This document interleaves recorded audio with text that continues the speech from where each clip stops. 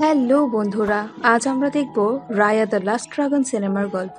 এই সিনেমাটি 2021 সালে রিলিজ হয়েছে। এই মুভিটি আমার কাছে অনেক ভালো লেগেছে। মুভির শুরুতেই আমরা রায়া নামের একটি মেয়েকে দেখতে পাই। সে মরুভূমি দিয়ে যেতে যেতে অতীতের ঘটে যাওয়া ঘটনাগুলো বলছিল। 500 বছর আগে কুমান্ড্রা নামক একটি জায়গা অনেক সুন্দর ছিল। সেই জায়গাটি এক প্রকারের জান্নাতের মতো ছিল। সেখানে মানুষ আর ড্রাগনসরা মিলেমিশে একসাথে সবাই বাস করত।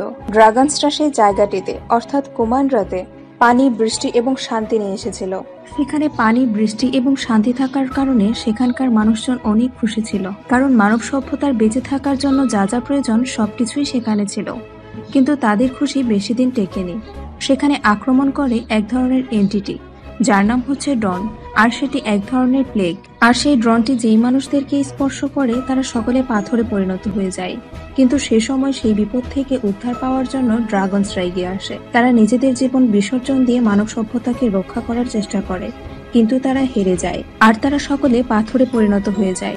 পরবর্তীতে সিসুটাটো নামের একটি অন্তিম ড্রাগন, সে তার নিজের পাওয়ার দিয়ে একটি স্টোন ক্রিয়েট করে।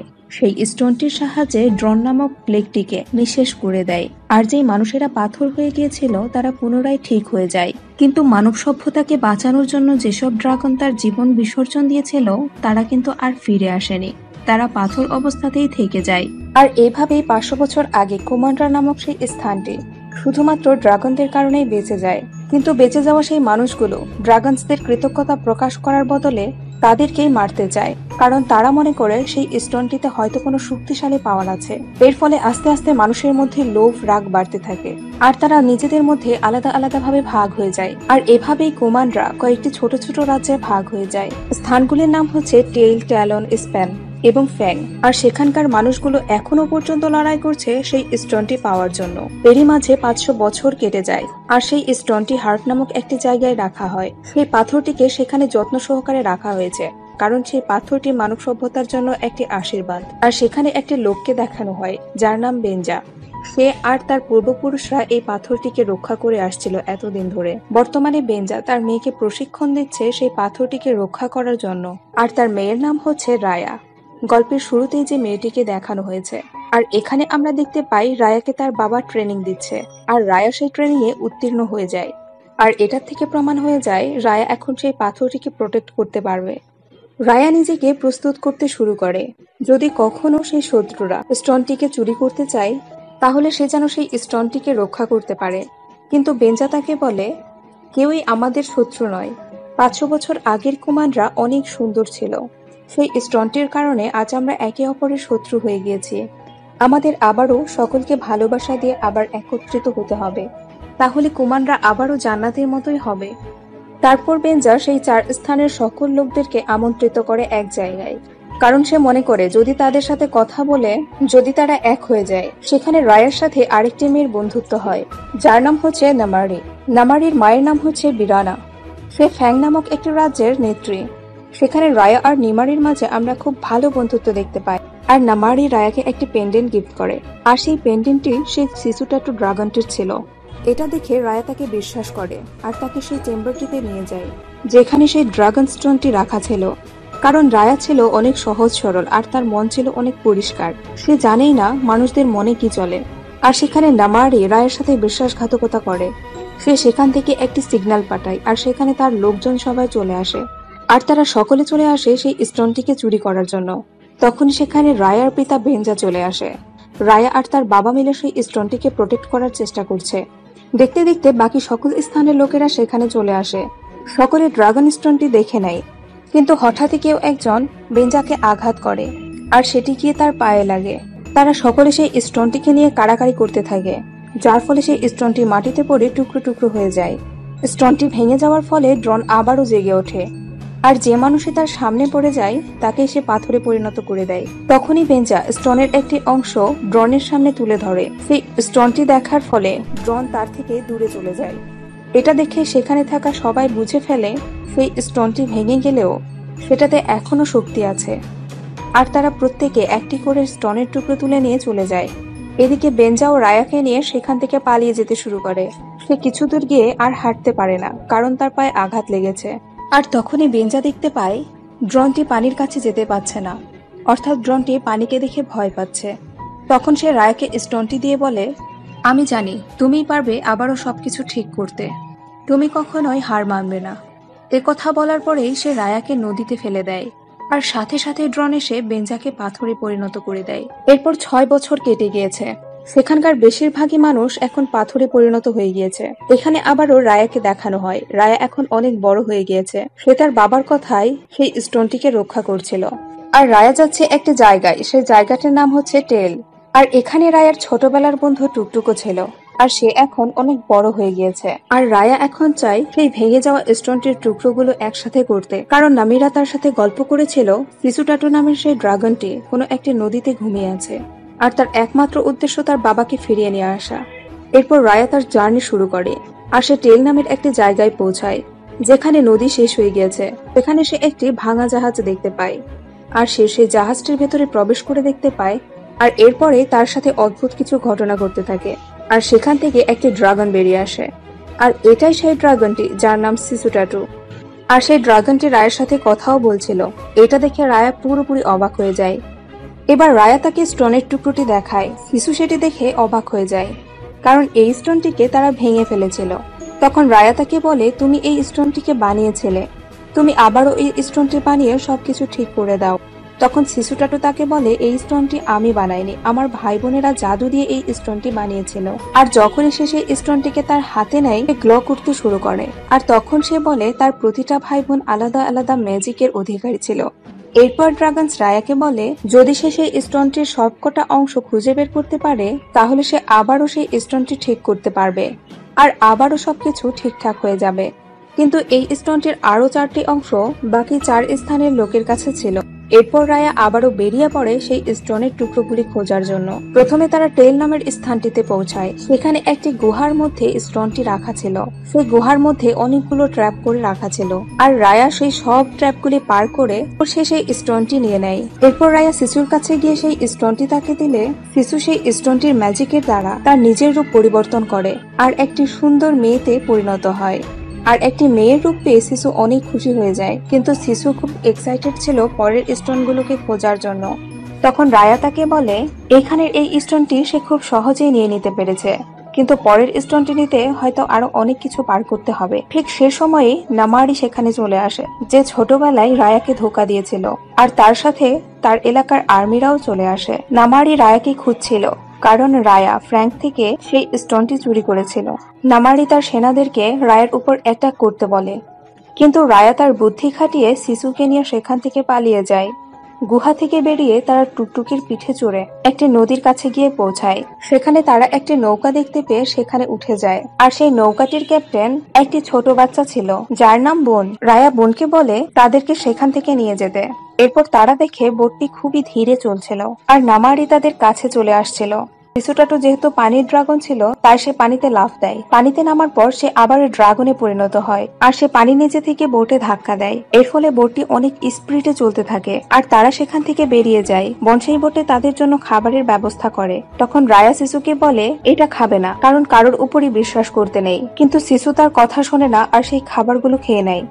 তারা যেতে যেতে বন তাদেরকে বলে, ড্রাগন আমার পরিবারকেও শেষ করে দিয়েছে, তাই আমি এই বোট থেকে কখনো যাই না। তারা কথা বলতে বলতে একে অপরকে বিশ্বাস করতে শুরু করে, আর তারা বন্ধু হয়ে যায়। এরপর তারা সেই স্টোনটির তৃতীয় অংশ খোঁজার জন্য ট্যালনে যায়। রায়া শিশুটাটুকে বলে বনের সাথে সেই বোটেই থাকতে, কারণ শিশুটাটুর যদি কিছু হয়ে যায় তাহলে সেই স্টোনটি আর কেউ জোড়া লাগাতে পারবে না। রায়া এবার ট্যালেনে পৌঁছে যায়, আর সে ট্যালেনের প্রধানের রুমের দিকে যেতে থাকে, যেখানে সেই স্টোনটি রাখা ছিল। কিন্তু রাস্তায় রায়া একটি বাচ্চাকে বসে থাকতে দেখতে পায়। রায়া তখন সেই বাচ্চাটিকে কোলে তুলে নেয়। আসলে সেই বাচ্চাটি একটি চোর ছিল। সেই বাচ্চাটির সাথে আরো 3টে বানর ছিল। সেই বানরগুলো রায়ার স্টোনটি নিয়ে পালিয়ে যেতে থাকে, কিন্তু রায়া তাদের পিছু করে, আর সেই বাচ্চা আর সেই বানরগুলোকে ধরে ফেলে, আর তাদের কাছ থেকে স্টোনগুলো নিয়ে নেয়। আর তখনই সেখানে থাকা একটি বানর রায়াকে বলে, ড্রন এই বাচ্চাটির মাকেও পাথরে পরিণত করেছে। এটা শুনে রায়া তাদেরকে হেল্প করতে বলে, আর এর বদলে সে তাদেরকে অনেক টাকা দেবে। এরপর সেই বাচ্চাটি আর বানরগুলো মিলে প্রধানের রুমে থাকা দারোয়ানদেরকে তাদের দৃষ্টি নিজের দিকে করে, আর এদিকে রায়া ভেতরে প্রবেশ করে। রায়া সেখানে গিয়ে দেখতে পায় সেখানের প্রধানকে আগেই ড্রোন পাথরে পরিণত করে দিয়েছে, আর স্টোনটিও সেখানে নেই। এরপর সেখানকার একজন রায়াকে বলে, এখানে থাকা অতি চালাক আরেকজন প্রধান আছে, যার কাছে সেই স্টোনটি আছে। সিসু তার বোট থেকে নেমে যায় আর সে রায়ার কথা না শুনে মার্কেটে প্রবেশ করে। আর সে সেখানে অনেক জিনিসপত্র দেখতে পায়। সিসু সেখানকার জিনিসপত্র দেখে নিজের লোভ সামলাতে পারে না, সবকিছু দোকান থেকে নিয়ে নিতে থাকে। যখনই দোকানদারেরা তার কাছ থেকে টাকা চায় কিন্তু সে দিতে পারে না, আর সব লোকেরা তাকে ঘিরে ধরে। সে তখন সকলকে বলে, আমার কাছে কোনো টাকা নেই, আমার কাছে শুধু স্টোন আছে। আর স্টোনের কথা শুনে সেখানে থাকা একটি বয়স্ক মহিলা তার সামনে চলে আসে আর শিশুটাটুকে তার সাথে করেই নিয়ে যায়। সেই বয়স্ক মহিলাটি শিশুটাটুকে এমন একটি জায়গায় নিয়ে যায় যেখানে ড্রোন ছিল।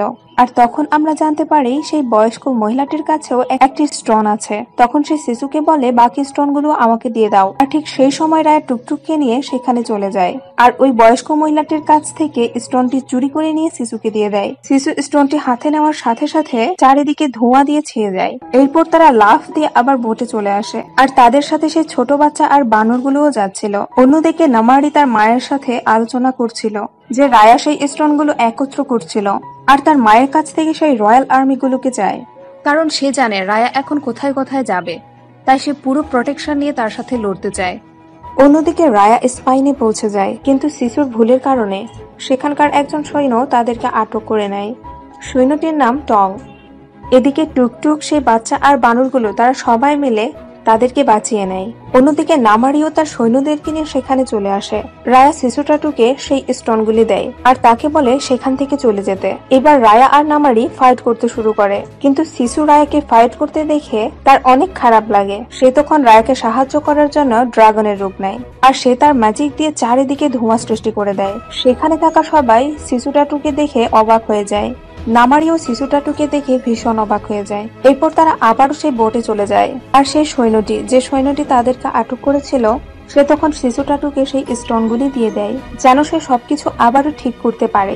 যখনই শিশুটাটু সেই স্টোনগুলো হাতে নেয় তখনই সেখানে বৃষ্টি শুরু হয়। শিশু সেই বৃষ্টি দেখে অনেক আনন্দ করতে থাকে। তারা লাস্ট স্টোনের টুকরোটি নেওয়ার জন্য ফাঙে পৌঁছায়। এখানে তারা তাদের প্ল্যান নিয়ে আলোচনা করতে থাকে। তখনই শিশুটাটু তাকে বলে, আমরা সেই স্টোনটিকে চুরি না করে আমরা নামারিকে একটা উপহার গিফট করব।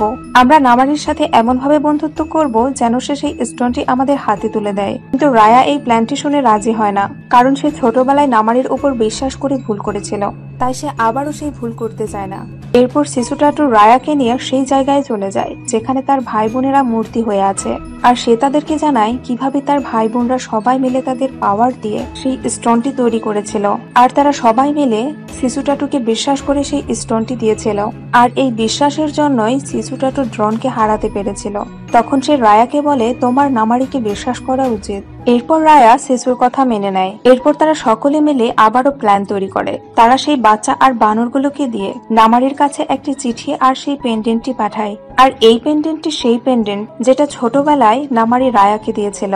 নামারি সেই চিঠিটা পড়ার পর তাদের কাছে থাকা সেই স্টোনটি নিয়ে রায়ার কাছে আসে। রায়া আর শিশু মিলে নামারিকে বলে, তুমি আমাদের সাহায্য করো। কিন্তু নামারি তখন কিছুই বুঝতে পারছিল না যে সে কি করবে। সে তার রাজ্যের কথাও ভাবছিল, আবার সেই স্টোনটির কথাও ভাবছিল। তাই সে তাদেরকে সেই স্টোনটি দিতে চাচ্ছিল না। এরপর সে রায়ের উপর তীর ছুটতে যায়। এটা দেখে শিশু তাকে বোঝানোর চেষ্টা করে, কিন্তু তখনই নামারি ভুল করে সেই তীরটি চালিয়ে দেয় আর সেটা সরাসরি গিয়ে শিশুর গায়ে লাগে। আর শিশু তখন সরাসরি পানিতে পড়ে যায় আর সে সেখানেই মারা যায়। এটা দেখে নামারির সাথে সাথে সেই স্টোনটি তুলে তার রাজ্যে ফিরে যায়। এদিকে অন্তিম ড্রাগনটি মারা যাবার ফলে ড্রোন আরো বেশি শক্তিশালী হয়ে যায়। ফ্যাং নামক রাজ্যটি সুরক্ষিত ছিল, কারণ সেই রাজ্যের চারিদিকে পানি দিয়ে ভরানো ছিল আর ড্রোন পানির ধারে কাছেও যেতে পারে না। কিন্তু অন্তিম ড্রাগনটি মারা যাবার ফলে সেখানকার পানি শুকিয়ে যেতে শুরু করে আর ড্রোন সব মানুষদেরকে পাথর বানাতে থাকে। এই সব কিছু দেখে রায়া অনেক রেগে যায় আর সে নামারির রাজ্যে গিয়ে নামারির সাথে লড়াই করতে থাকে। অন্যদিকে বন, বানর আর সেই বাচ্চাটি তাদের সাথে থাকা স্টোনটি নিয়ে ড্রোনের সাথে লড়াই করছিল। এদিকে নামারি আর রায়া লড়াই করতে করতে দেখতে পায় তাদের রাজ্যটি ধ্বংস হয়ে যাচ্ছে। সেটা দেখে সে নামারিকে সেখানেই রেখে বাহিরে চলে আসে আর সে সব মানুষদেরকে রক্ষা করতে থাকে। অন্যদিকে ড্রোনের কারণে নামারির মাও পাথরে পরিণত হয়। এটা দেখে নামারিও বাকি সবার সাথে মিলে সেই স্টোনটি দিয়ে ড্রোনের সাথে লড়াই করতে থাকে। তখনই তারা খেয়াল করে সেই স্টোনের ম্যাজিক শেষ হয়ে যাচ্ছে। তখন রায়ার মনে পড়ে যায় শিশুর কথা।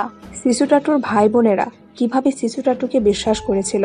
এটা মনে করে রায়া সকলকে বলে, তোমরা একে অপরকে বিশ্বাস করো আর সকলকে বলে স্টোনের টুকরোগুলো একত্রিত করতে।